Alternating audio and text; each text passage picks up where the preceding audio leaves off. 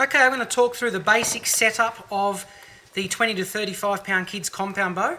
It comes with a arrow rest and a screw-in arrow rest, which you can see right here. Some people prefer to have it set up that way, others prefer to have it set up facing forward like that. It depends what your preference is and depends what arrows you're using. This is the aiming device.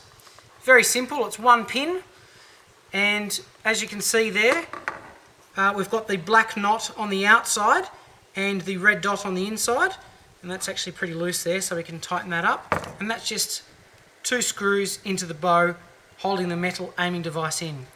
The next thing is adjusting the draw weight. I've got this in a fairly weak setting, possibly the weakest setting. You can see that the limb is coming out in considerable amount from the riser.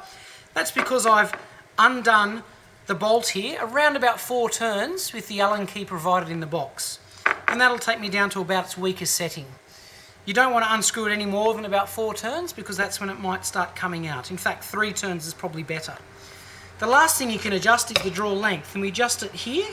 And the way we do that, I'm not actually set up to do it now, but if you just look down there, what we do is apply pressure. Actually, you can look up the top here is better as well. Look up the top of the bow here to see what I'm doing. So what I'm doing is I'm pushing down on the bow. It's a 2-person job. I'm pushing down on the bow so all the strings are loose or slack. And when the strings are slack, I adjust both of these cams by moving the inside cable there to one of the other rungs. And so that's about 1/2 inch in both sides. So you can adjust it when you do 1/2 inch both sides. That's a full inch, obviously, and adjustment in draw length. And you can do that. You've got an adjustment up or an adjustment down for the draw length that comes out of the box.